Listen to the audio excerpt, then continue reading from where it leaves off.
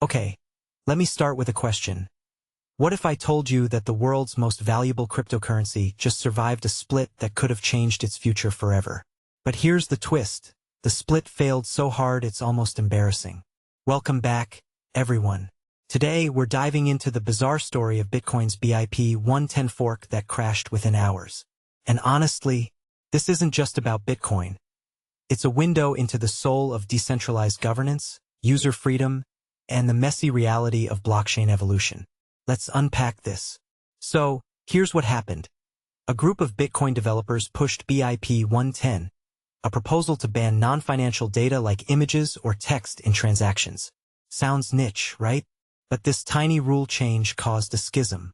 Supporters argued it would reduce congestion and lower fees. A noble goal. But critics? They called it censorship. After all, if you're paying the transaction fee, shouldn't you decide what data you include? That debate isn't new. It's the same tension we've seen in every decentralized system. Control versus chaos. But here's what fascinates me. This fork didn't just lose. Collapsed. 2 blocks in 8 hours. Meanwhile, Bitcoin kept chugging along, mining 48 blocks in the same time. That gap isn't just a technical detail. It's a statement. The network's overwhelming majority said, "Thanks, but no thanks." Now, let's talk about why this fork died so quickly. Mining difficulty, my friends. Bitcoin's algorithm adjusts how hard it is to mine blocks based on total network power. This new chain had less than 3% of miners supporting it. So imagine running a marathon with one leg. Blocks took hours instead of minutes. And here's the kicker. The system can't lower the difficulty until it mines 2016 blocks. At this pace, that'll take a year. A year. This isn't just a failure, it's a case study in how Bitcoin's code self-polices. The rules are so rigid that even a well-intentioned fork can't survive without consensus. But wait, isn't that the point?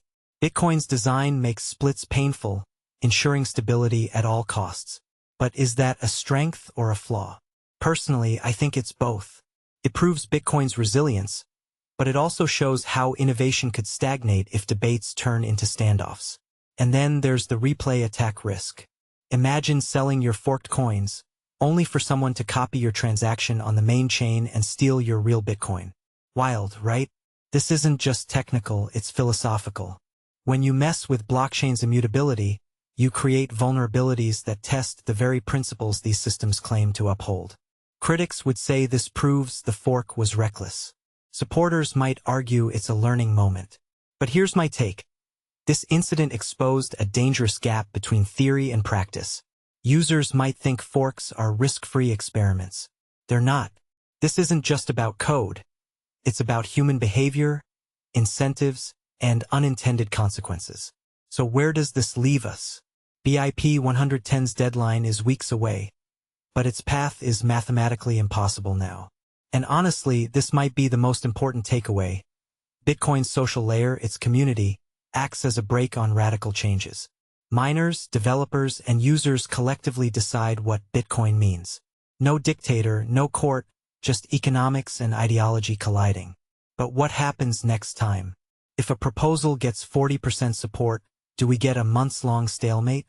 A chain split that actually survives? This isn't just technical, it's political.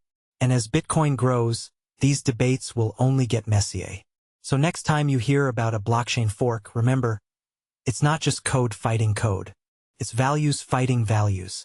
What do you think? Is Bitcoin stronger for surviving this split, or did it miss a chance to evolve? Drop your thoughts below, and if you're still here, thanks for watching. See you next time.